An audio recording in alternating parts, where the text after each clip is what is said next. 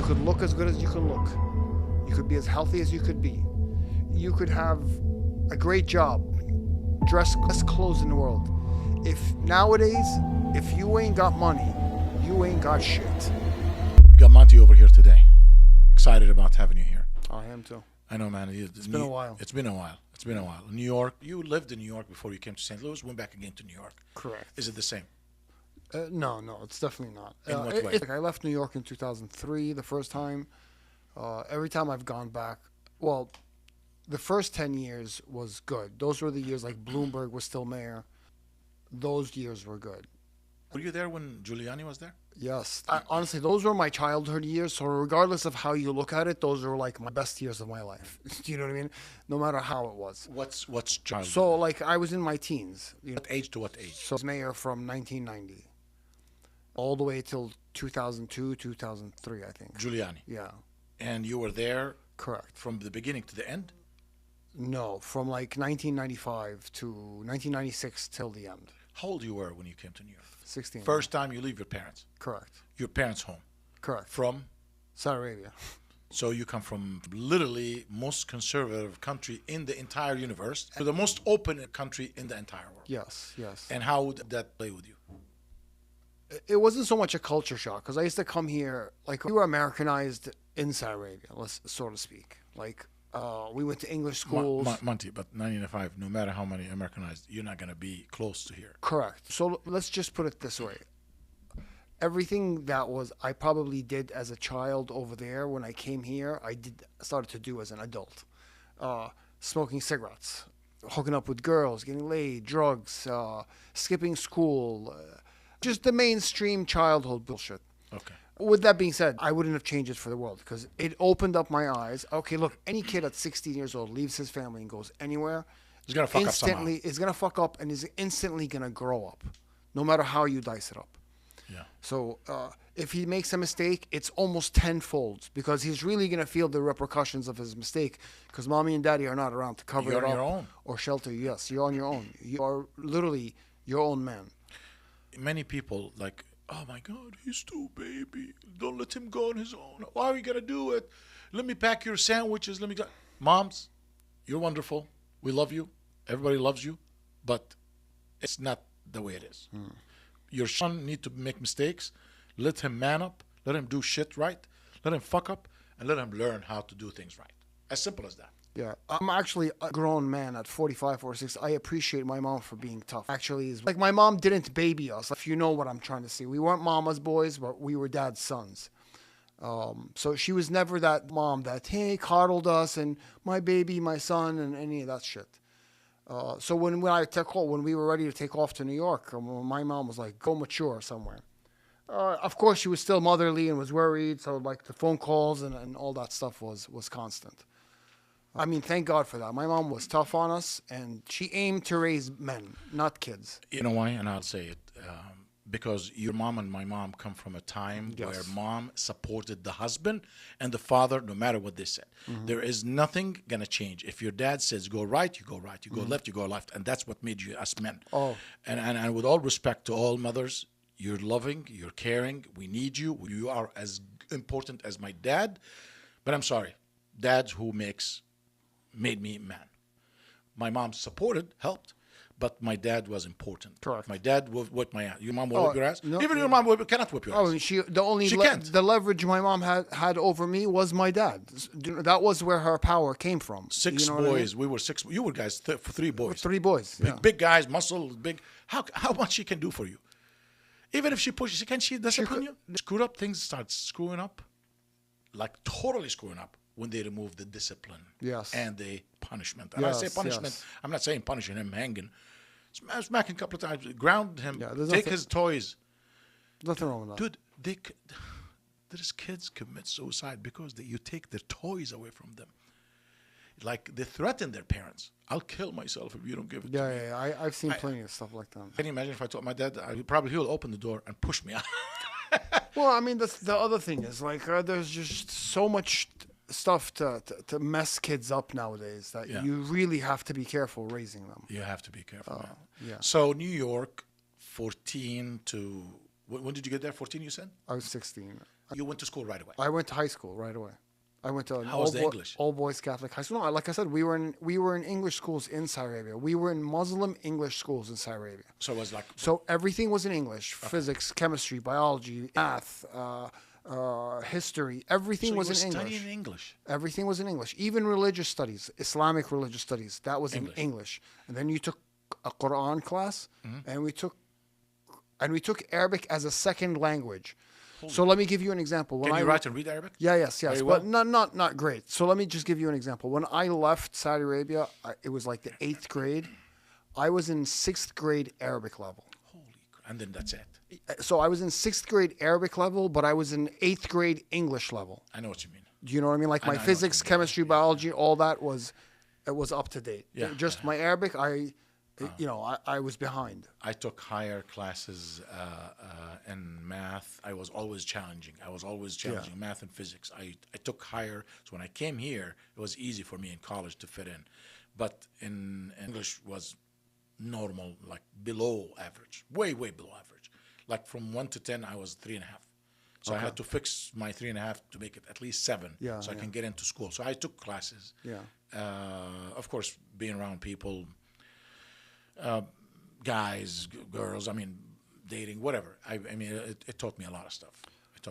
Yeah.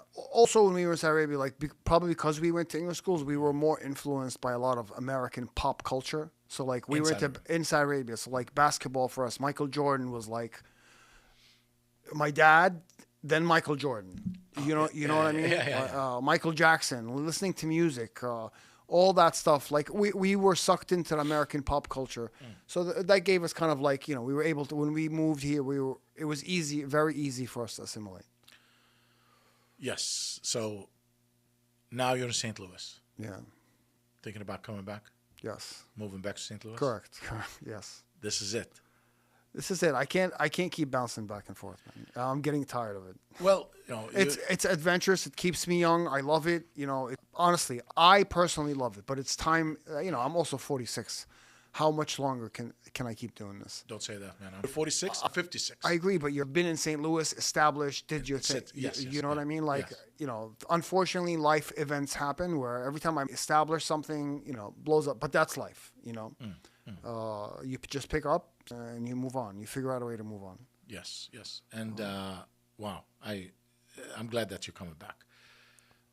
You left here and you were helping me with marketing. Correct. I see your videos. You took a little break and you came back stronger. You came back more confident. When I moved out there, a lot of it had to do with, like, I'm also in a state where a lot of people are either obese or they're fit. I was surrounded by people that were fit, that went to the gym on a daily basis. They ate healthy. That pushed me forward. About 6 months in, I just looked at pictures of when I left here, and I literally looked like death. And then I started to see how I was looking better, feeling better on camera. It's predominantly at the gym, that's where like I really just get to be myself. Like I'm escaped and I get to put myself on. So when I started to record and I just start to see a change in my face. Now I've got a facial, like got routines. I'm taking care of myself. I consume collagen, a lot of collagen. Yeah. I eat healthy food. No more sugars. No more things that give me inflammation. I feel healthier. I feel sharper. I feel mentally wise. Much better. You put on 30 plus pounds of muscles. 60, 70, 80. Yeah, I put on exactly 32 pounds. 32 pounds. 32 pounds in a year. That's a lot. In 12 months, yeah. And no fat. I mean, I see you, no fat. No, thank God I chubbed up a little bit over the winter. That was by design because I was bulking. Like I wanted to gain, because I couldn't break, for a long time, I couldn't break 175. Like I reached from 149, I reached to 174.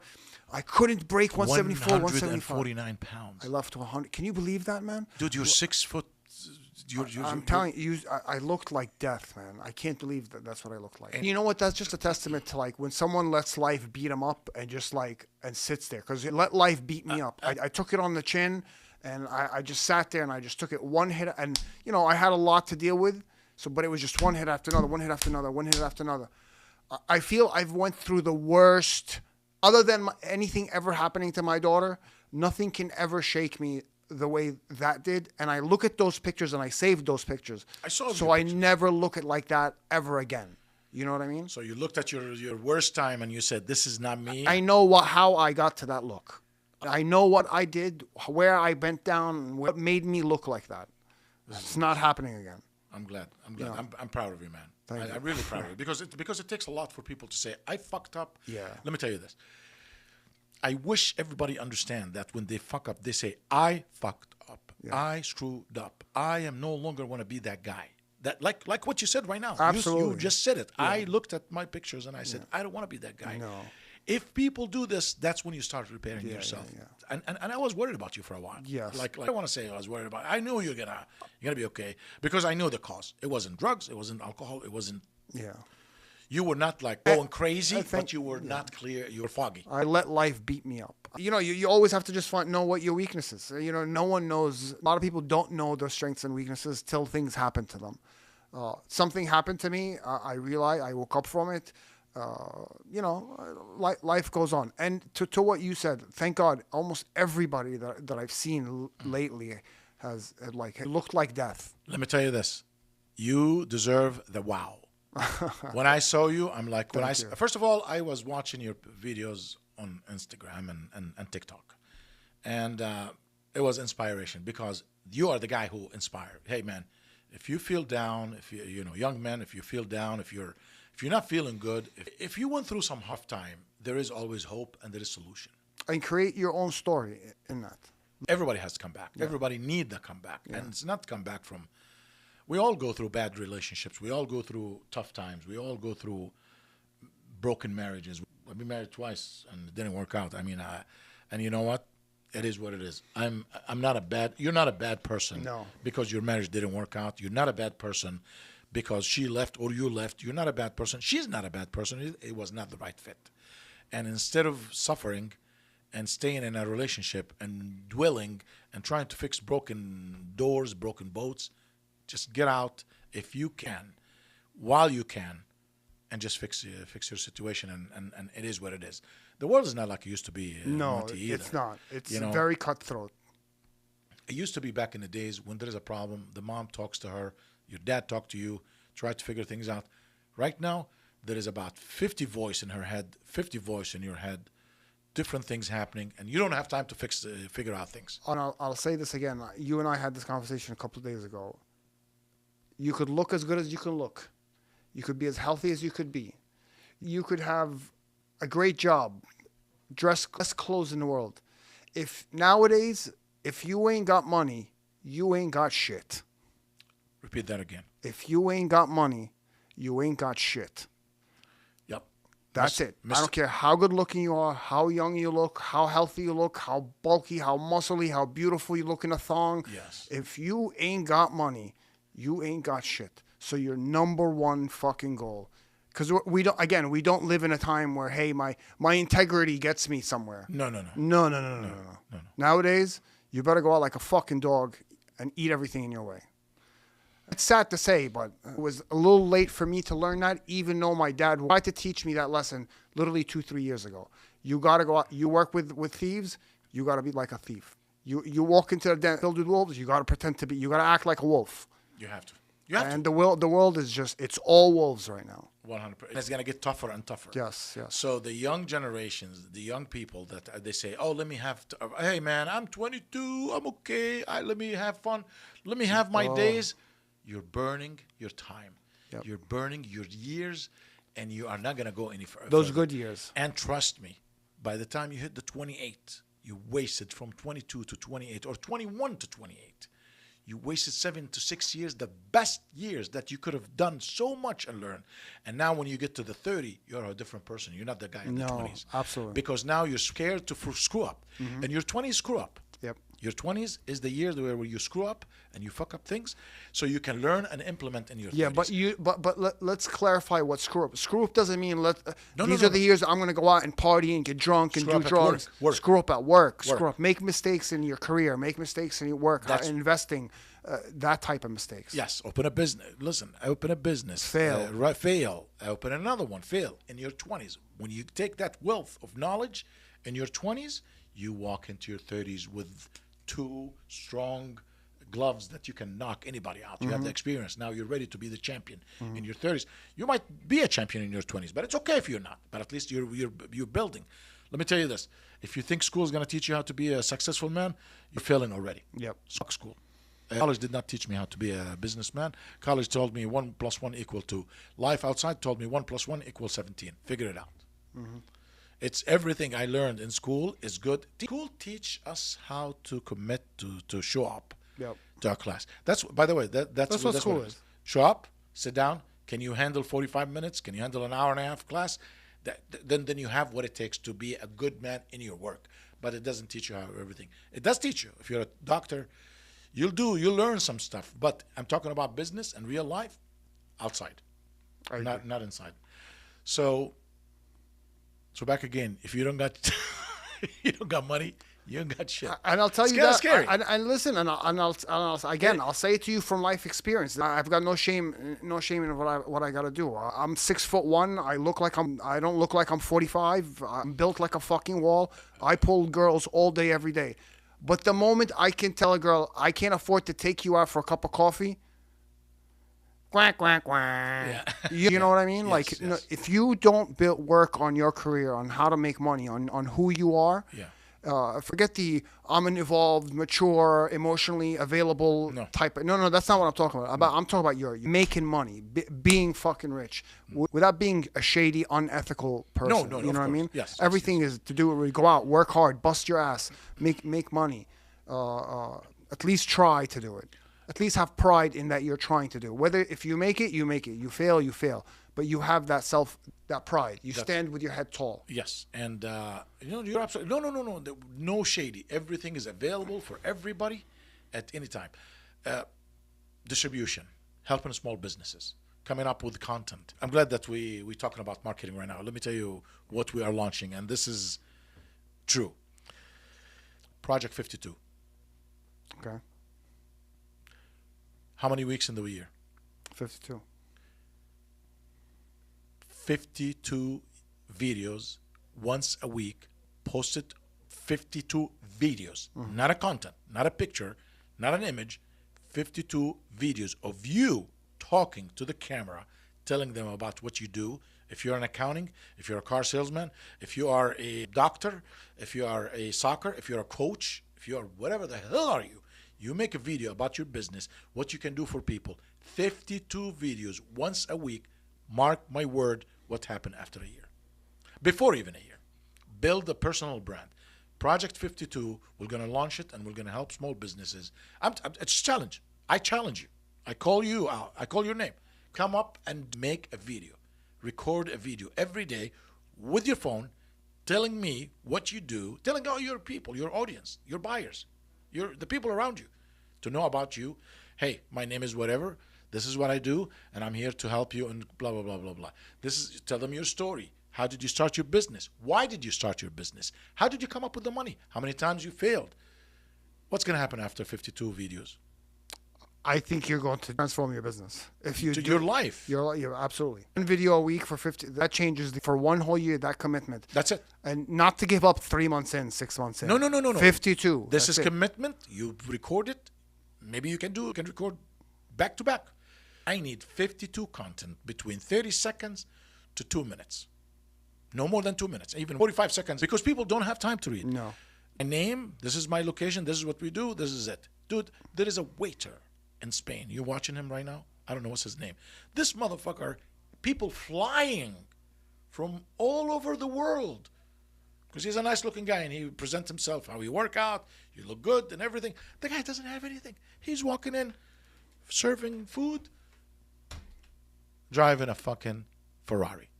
Oh, shit. I'm going to send you this guy. You know what he did? Videos. His life.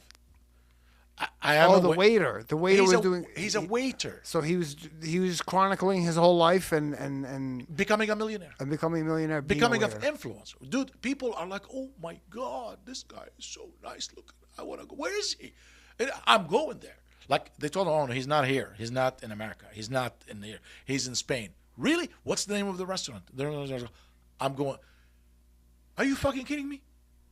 Like if this guy can do it, And all these influencers, what they have, Monty, what they do have, they dance, they shake it, and they become influencers. And they say the word influencers. What comes in your mind? Shady shit, bullshit. Yeah, I mean, a jokester. Jokes, yeah.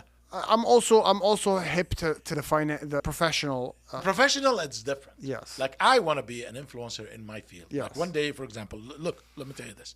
What you did because you really buffed the last 6 months. The first 6 months you were washing your bra, fixing things, maybe sleeping, meditating. You were working out, but you hit it hard the last 6 months. Yes. Look at the results. Yes. You can tell anybody, hey man, this is me.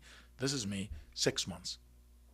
I'm confident about it. And again, I've learned the fitness aspect to a science. And you're more patient when you're little. Like I am now. I go to the gym. We're more patient. Oh. We're more loving, enjoying the movement.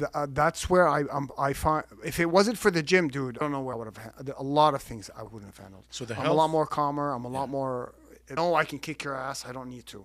So I'm just a lot, even at work, I found myself a lot calmer. Your highest engagement videos are the workout videos. Yes. Your highest. I think so. I No, saw one 100%. No, the stuff that I did when I was working here, those videos got more. Well, because you were beginning. That was the beginning. That was like you were like boom. Yes, I feel like if I did those videos now, they will be better. Oh God, especially like my experience now, getting in front of a camera, like I could do a much better job now. I know, I feel I look better. I think my videos like that would garner. I always wish, while I'm in New York, recently I wish I had a studio where I could just go in and shoot my right stuff. Monty, if you looked, you said you're 46 right now. Yeah. What would you tell your 21 years old or 22 years old? Choose your friends wisely. One more. Surround yourself by successful people. And let me think of something a little more practical that I would tell my 20-year-old self. To be honest with you, I say these two things because I've manifested those things and I've thought about my life a lot, where when you asked me that question, I knew the answer right away. My downfall in my life, or in the trajectory of what I had to do, was the people I surrounded myself with and the friends I chose. And I know where I had options where if I chose that friend, and I had those where if I chose to hang out with that friend rather with this friend, I know where my trajectory would have been in life had I been friends with him. But because I chose this friend, I fucked up. And the repercussions of a mistake you do in your 20s last a lot longer than you actually think they do. Mistakes in your 20s are not just momentarily mistakes. Mistakes in your 20s can cost you a lifetime. Can take many years to fix. Many years. So you would tell your 20 years old that. Choose your friends wisely and choose friends that are more successful than you. That's exactly what I always tell everybody. Don't hang out with people less than you. Hang out with it's like boxers. Yes. It's exactly like Mayweather, McGregor, Muhammad Ali, Joe Frazier, all these boxers. I can think. You put them with a weaker one, they die. Yeah, correct. You put them with a better one, they become better. Correct. It's simple as that. It's breaking record and everything. So always be with someone who knows more, yes, and you can learn something from. And don't be always hurt. I know more. I don't need to. No, that's right there. You're going down. So choose your friends wisely. Yeah, and if in the process you could find a mentor, someone that's older than you, soak that up. If you could find a mentor in your life, soak that up. Milk that for everything you have. Because a mentor could teach you a lot more than any school can. A mentor, now you also have to choose a mentor. Someone that's what I say, you choose people that are successful, that are higher than you. If you're able to find that one guy, if you're lucky enough to find that one guy that can take you on and you're able to take his knowledge and his experience and learn something in life, that's transformative. I love it. What your 21 years old will tell yourself right now. That's a different deal. Because I know you had a dream when you were 21, 20. Yes. What did you think that's going to happen? I know I'm asking deep questions. Well, I'm not going to lie to you. Throughout my teens, it's a dream that probably my father helped me foster and encouraged me, because my father was always there. He's always a motivational person, not just by action, also by words. Like he knew how to motivate us. I literally, throughout my life, envisioned, my vision of myself was far exceed anyone in my family as far as finances, power, because I had the setup. You had the tools. My father set up from kindergarten, Yeah. My education, our atmosphere, our environment. I had all, my dad set me up all the tools all the way to college. That my dream was like, I am going to become a fucking millionaire, and I know it. And when I chose the wrong friends in my life, and surrounded by people that weren't more successful than me, and part of it also that my parents were not here to monitor, they lived in Saudi Arabia, that's where the trajectory of my dream was stifled. So at 21, what would I tell my 41-year-old self? If you fail, pick up and try harder. You know what? I'm glad that you said that. Yeah. Because if you would have said, I feel bad for myself, I would have told you, fuck me. No, fuck okay, that. good. So it is what it is. It is what it is. It really is what it is. I don't want to give you examples. The KFC guy who got rich in his 60s, fuck that. Yeah. Okay? Okay, we don't want to talk because the story is old, getting old. Yeah. But now it's your story. Your story. You write your own story and you rewrite your story. And accept what you have. Let me tell you something else. I know what chapter in my life. This is my chapter 4. Like, that's how much I've thought about my life. This is my chapter 4 in life. Okay. Wow. You don't know what chapter 3, 2. I've put my life into chapters. That was chapter 1. That was chapter 2. That was chapter 3. Now I'm in chapter 4. I don't want to talk personal things, but I'm just going to say you've been married and divorced twice. Twice, yeah. Same thing. Yeah. So welcome to the club. Yeah. Is it going to happen again? Not for a while. I'm good where I am right now. My focus is kind of like, again, me right now. Like, just me. You know what I mean? My daughter, when I say me, that always includes my daughter. So it's just me. Yeah. I'm really like... Just want to chill? I'm chill. Fix... I don't need the anxiety. I don't need the emotion. I don't have any emotional bandwidth for anyone else right now. Good. Okay. So you have a plan and you're working on your plan, which is your plan is fixing you.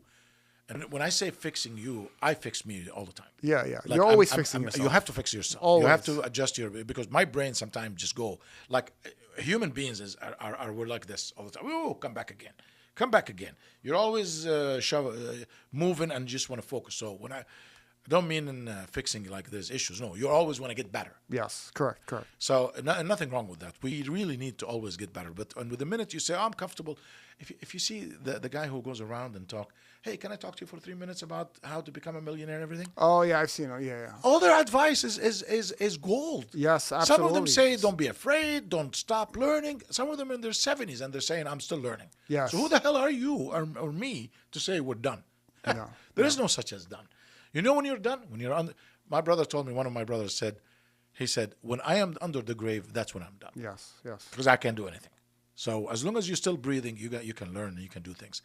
Okay, I don't want to keep you here for too long.